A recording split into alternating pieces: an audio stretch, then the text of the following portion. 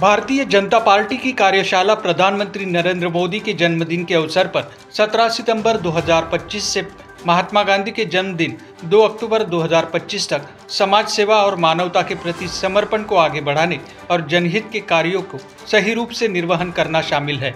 सेवा पंधरवड़ा का आयोजन किया जाएगा। भाजपा प्रदेश उपाध्यक्ष धर्मपाल मेश्राम के संयोजन में भाजपा महानगर अध्यक्ष दयाशंकर तिवारी और संगठन मंत्री उपेंद्र कोठेकर की प्रमुख उपस्थिति रहेगी।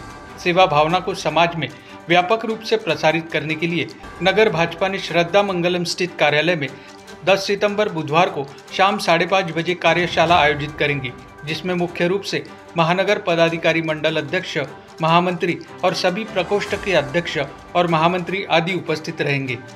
नागपूरच नव्हे तर विदर्भातल्या, महाराष्ट्रातल्या नाट्य कलावंतांना एक व्यासपीठ मिळावं या दृष्टीने राज्यस्तरीय आमदार महाकरंडक स्पर्धा घेण्याचं मी आणि माझ्या सर्व सहकाऱ्यांनी निश्चित केलेलं आहे, ज्यामध्ये राज्यभरातून मागच्या 3 वर्षामध्ये प्रथम आणि द्वितीय क्रमांक ज्यांना मिळाला अशा सर्व एकांकिकांना यामध्ये प्रवेश देण्यात येईल। एकांकिकेची वेळ ही 1 तासाची राहणार असून 22 नोव्हेंबर ते 27 नोव्हेंबर याचा संपूर्ण कालावधी राहणार आहे। या कालावधीमध्ये ही एकांकिका स्पर्धा लक्ष्मीनगरमधील सायंटिफिक सभागृह या ठिकाणी होणार आहे।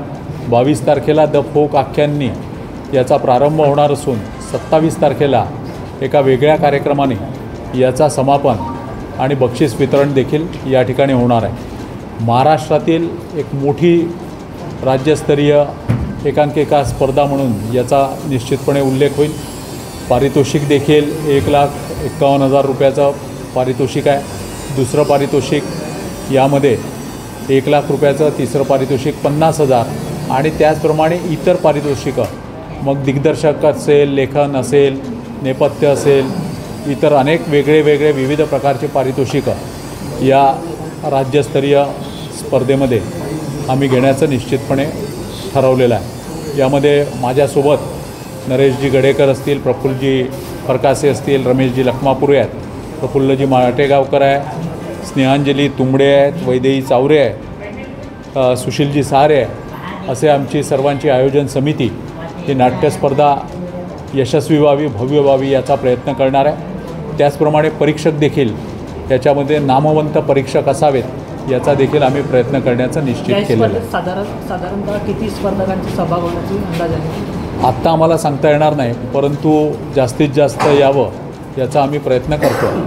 नेमकं वैशिष्ट्य काय आहे की नेमकं कला आहे ते लोकांपुढे यावी यासाठी आपण कलाकारांना व्यासपीठ फार कमी मिळतं आणि ते व्यासपीठ या ठिकाणी नागपुरात मिळावं याचा प्रयत्न करतो आहे। एक दुसरं नागपुरातील प्रेक्षकांना देखील चांगल्या कला बघण्याकरता प्रोत्साहित करावं या दृष्टिकोनाने देखील ही आम्ही महाकरंडक स्पर्धा ही घेत आहोत। अद्यापपर्यंत आमचा संपर्क चालू आहे, बराच वेळ आहे, परंतु फॉर्म भरावे लवकर म्हणून आम्ही आज पत्रकार परिषद घेतलेली आहे। नंतरच्या कालावधीमध्ये आम्ही ते जाहीर करू।